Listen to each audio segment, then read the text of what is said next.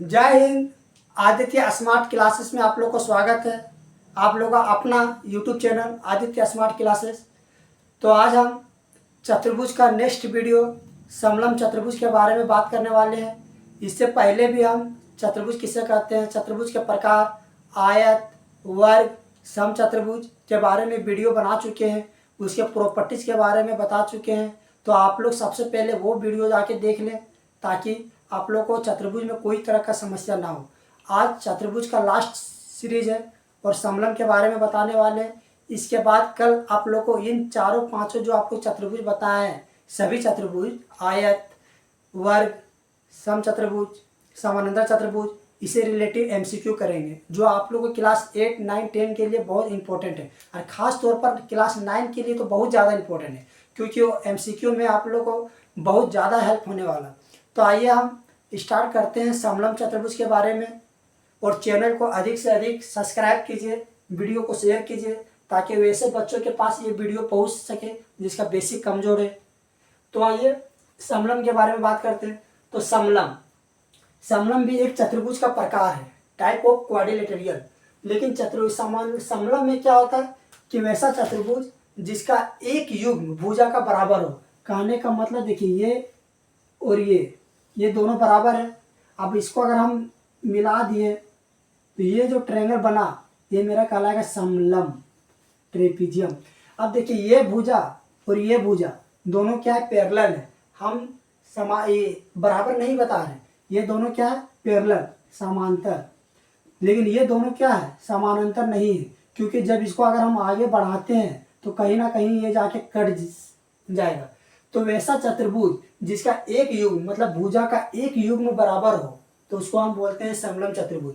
अगर इसी का बात करें, जैसे मान इस तरह का फिगर है तो चलिए हम इस तरह का फिगर बना दिए, ये दोनों बराबर है, या फिर ये अब इसको ये मिला दिए तो इस तरह का जो फिगर बन गया ये भी मेरा समलम कहलाएगा। तो समलम में हम क्या जानेंगे, तो सबसे पहले अगर परिभाषा का बात किया जाए तो परिभाषा के वैसा चतुर्भुज जिसमें भुजाओं का एक युग्म, देखिए एक युग्म मतलब जोड़ा, पेयर, जोड़ा, जिसमें एक युग्म, जैसे ये दोनों भुजा बराबर समानांतर है तो एक जोड़ा हो गया, क्या कि दो भुजा हो गया। तो वही वैसा चतुर्भुज जिसमें भुजाओं का एक युग्म समानांतर हो तो उसको हम बोलते हैं समलम चतुर्भुज। अब समलम चतुर्भुज के रिगार्डिंग कुछ प्रॉपर्टीज भी होते हैं, उसके बारे में बात कर लेते हैं। तो पहला नंबर में है कि समानांतर भुजाओं को आधार और असमानांतर भुजाओं को पाद कहते हैं। जैसे ये समानांतर भुजा हो गया ए बी और ये आपका हो जाएगा, ये आपका ए बी और ये डी सी, ये क्या है, समानांतर। तो इसको हम, ये भुजा को हम क्या बोलेंगे, ए बी, और डी सी को हम क्या बोलेंगे, आधार।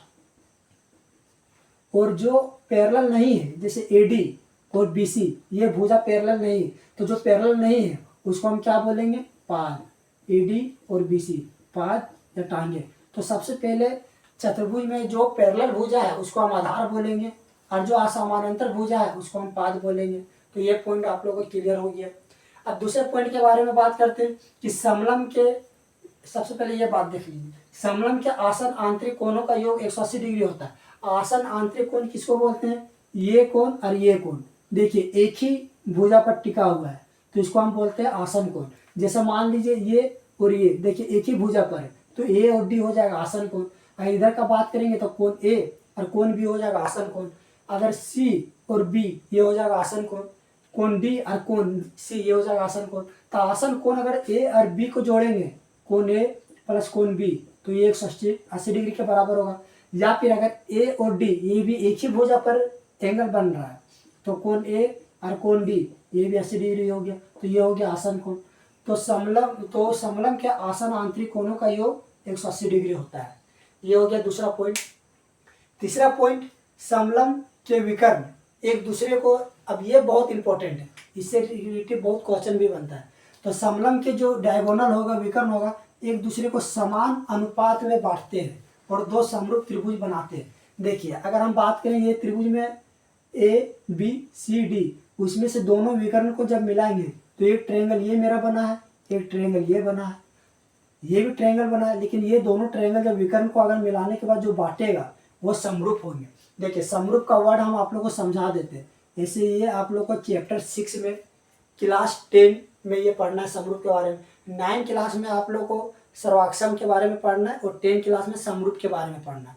तो समरूप में क्या होगा, समरूप होने के लिए 2 कंडीशन होता है। पहला कंडीशन होता है कि संगत कोण बराबर होंगे, संगत कोण बराबर, और दूसरा जो भुजाएं उस समानुपाती में, भुजाएं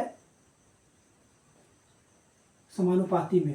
तो ये हो गया समरूप का कंडीशन।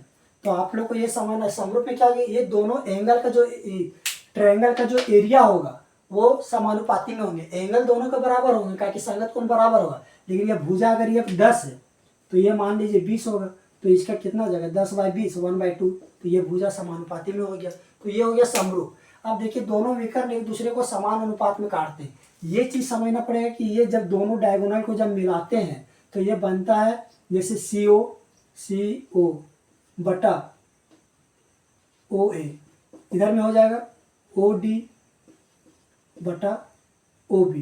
तो ये अनुपात में बांटते कब, जब ये समलंब चतुर्भुज होंगे तब। तो समलंब चतुर्भुज में जो विकर्ण हो गया एक दूसरे को समान अनुपात में काटते हैं, यानी कि ये जब रेशियो निकालेंगे तो ये समान में निकलेगा। ये तीसरा पॉइंट हो गया। अगला पॉइंट है कि इसका एरिया।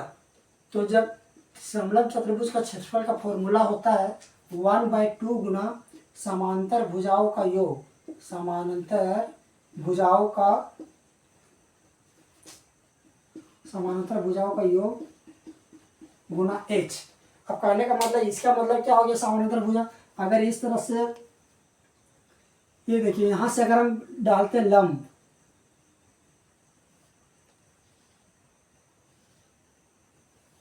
ये हो गया समलंब चतुर्भुज। तो देखिए ये जो लंब यहां से डालते हैं, ये इसको परपेंडिकुलर आने के लंब बोलते हैं।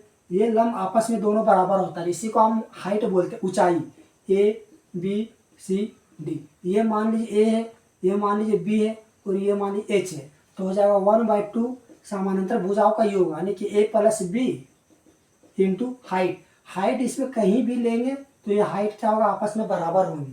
ये दोनों हाइट आपस में बराबर है, कहीं भी लेंगे तो 1/2 इंटू समानांतर भुजाओं का योग इंटू हाइट।